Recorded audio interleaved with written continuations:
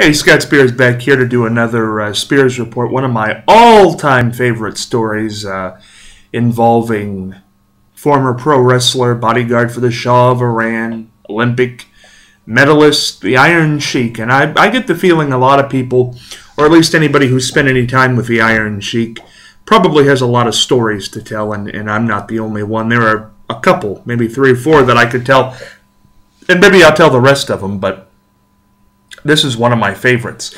I was working at the radio station at the time, WMRN, and he came in town for a charity show. And we had the charity show, I believe, on it was one of the nights, Tuesday, Wednesday, Thursday, something like that. And he was going to come in before he left town the next day, that morning, early, from like 7 to 9, to do the morning show, live in studio. And it was big excitement, going to be a lot of fun. And I came in to do the news that morning and did the news at like 5:30 to 7. And then at 7 I left the station and I went and I picked up the Iron Sheik at the hotel he was staying at. I think it was the Super 8. And that was an experience because, you know, a lot of people get picked up in limousines and things like that. And at that time I was driving a little black Honda Civic, so I went through the roads of Marion at 7 o'clock in the morning in November, dark, and picked up the Iron Sheik at the Super 8 motel and brought him back to WMRN.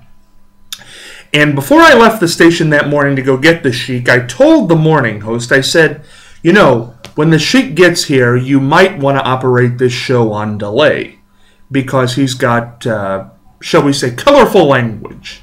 He has a lot of colorful language.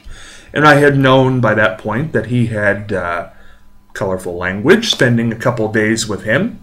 So I did say that. I remember saying that. So then I went out, I picked up the Sheik, I brought him back, got him in the studio, and for the first 2 hours, he was okay. No colorful language got out. I mean, some of it was borderline, maybe things you wouldn't say, but not really things you could get in trouble for saying on live radio. And as God is my judge, we got to the last 5 minutes, and I thought, oh my goodness, we're going to make it out of here safe. He didn't say anything. Good. He realizes we're on radio and everything's good.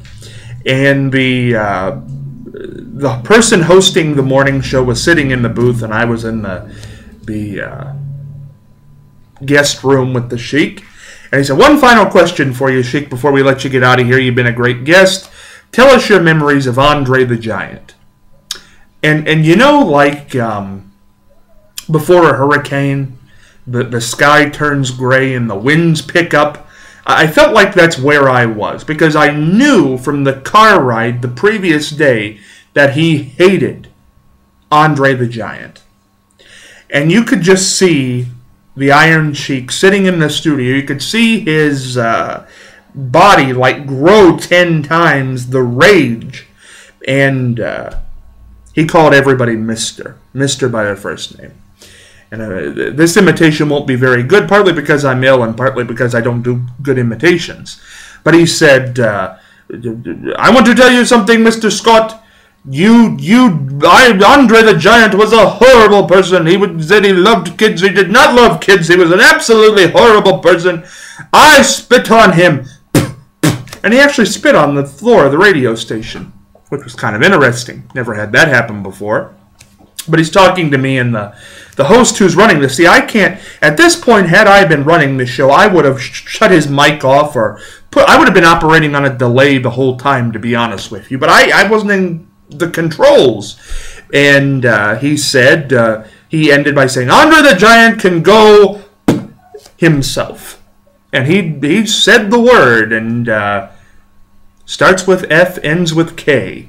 I'm sure I could say that here, but I don't say that word. So he said that, and immediately you saw the terror come over the morning host's face, because this just went over the airwaves. Nothing you can do now, because we weren't operating on a delay. He shuts the Iron Sheik's mic off. You can still hear the Sheik in the background. I heard the tape later on, because he's screaming, ranting, and raving still.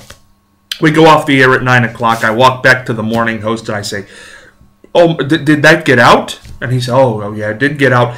End of my career. So I ran into the office, because I thought, oh, God, if people heard it, they're going to be calling in. So I ran out there to see if people were calling in. And I just casually went out to the office manager, and I said, have we gotten any calls? And she said, no calls. I said, oh, okay, good. But maybe it didn't get out. Maybe we were safe.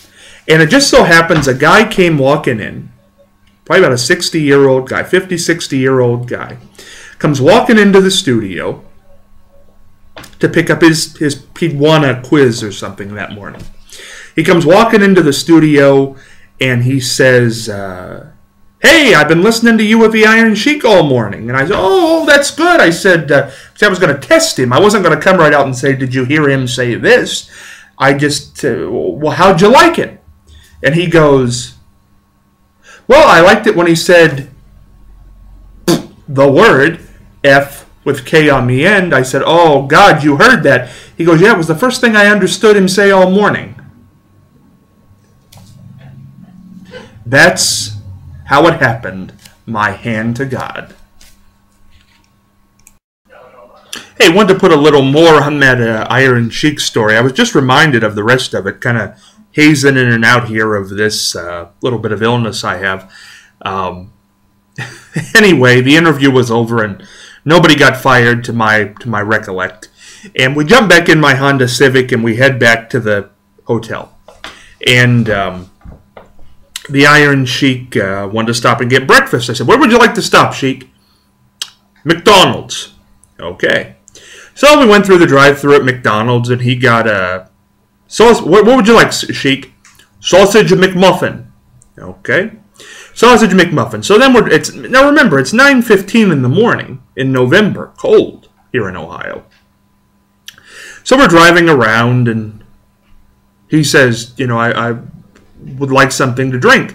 So we pull into a drive-thru, and he orders Molson Ice, Canadian beer, at 9:15 in the morning to go with his sausage McMuffins.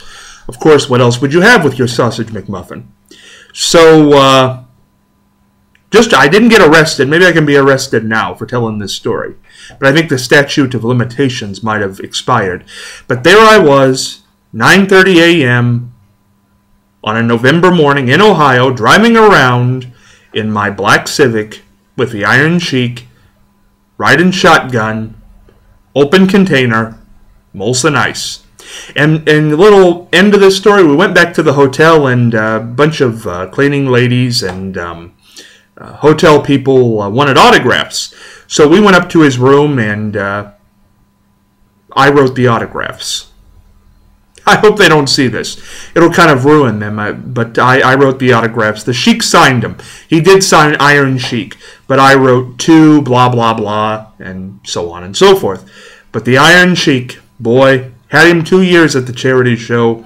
There were a lot of stories to tell, and maybe one day I'll get to the rest of them.